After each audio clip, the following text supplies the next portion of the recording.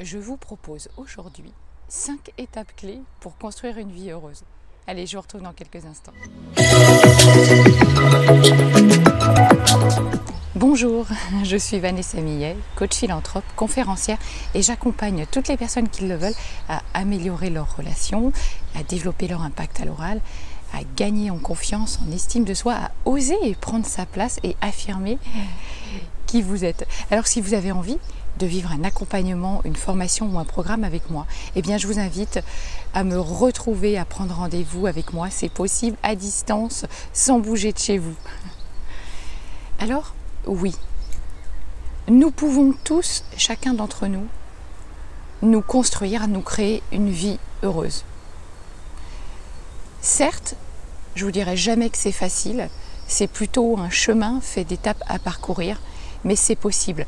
Même si vous avez eu une vie difficile, même si vous avez vécu des traumatismes, des souffrances, des épreuves, nous pouvons véritablement nous construire notre propre chemin et être beaucoup plus heureux que nous le sommes. Et vous savez, en fait, la plupart du temps, eh bien, c'est parce que nous nous basons en fait sur des idées du passé. En fait, c'est parce qu'on se base sur des idées, des expériences du passé que nous ne sommes pas heureux. Et du coup, eh bien, en fait, on a toujours l'impression que tout se passera, tout se produira toujours de la même façon. Donc déjà, la première des choses, c'est stop, arrêtez de construire vos nouvelles expériences sur des idées du passé. Parce que là, évidemment, vous risquez d'attirer tout ce que vous ne voulez pas. Si vous vous fiez à des résultats passés, donc si vous anticipez, en fait, c'est ça le truc, souvent on anticipe sur des résultats passés pour construire l'avenir. Et donc évidemment là, on risque effectivement d'attirer, de reproduire les mêmes erreurs.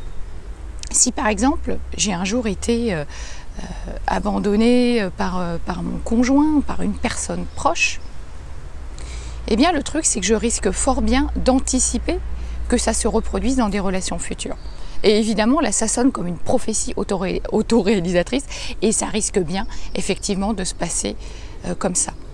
Donc l'idée c'est d'apprendre à changer nos perceptions pour aller ensuite modifier nos actions.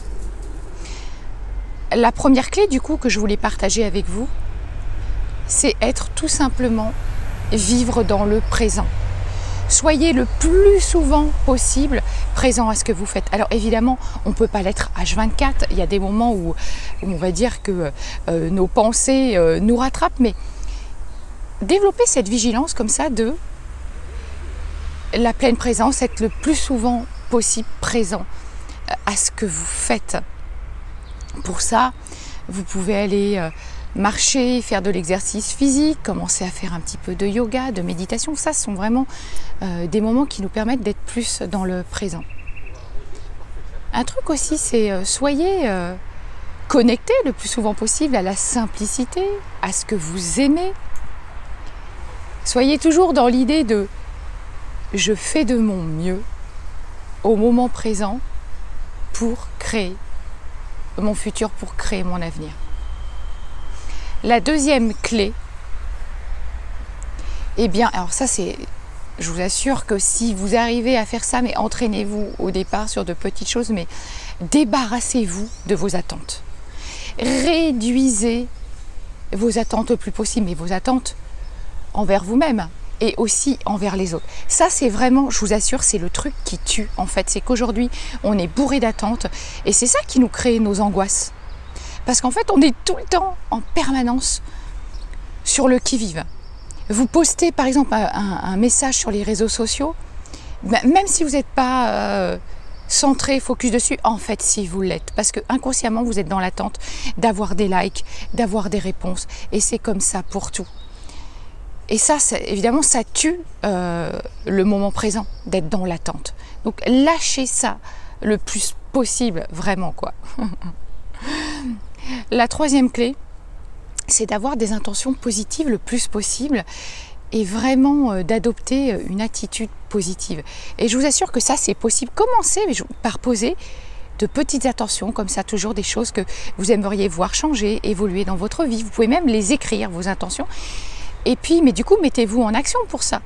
Parce que si vous avez des intentions positives, mais que derrière, vous entretenez un langage hyper négatif envers vous-même, évidemment, ça ne pourra pas fonctionner.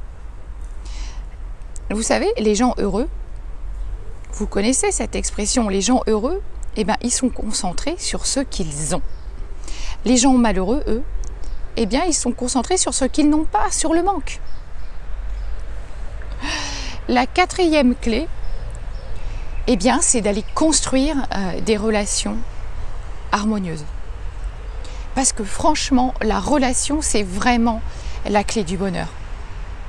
Et tous ceux qui peuvent dire « oui, moi je suis bien seul, j'ai besoin de personne, etc. » On n'est jamais vraiment entier si on est seul. On a vraiment besoin des autres, de construire des relations saines, d'avoir un réseau, qu'il soit familial, social, culturel, professionnel, intime.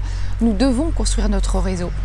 Le construire, mais après, le nourrir et l'entretenir en ayant des relations saines et profondément connectées. Je vous assure que ça, c'est fondamental. Donc prenez soin de toutes vos relations.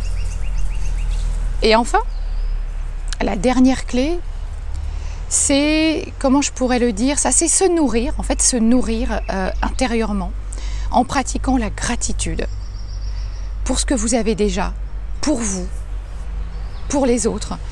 Et aussi en allant chercher qui vous êtes, en découvrant qui vous êtes, ce qui vous fait profondément vibrer, parce que ça vous permettra d'être plus heureux et de vivre en accord avec vos valeurs. 5 clés faciles à appliquer, mais qui demandent qu'on s'y penche et qu'on s'y entraîne tous les jours. Je vous souhaite une très belle journée et je vous retrouve demain. À bientôt.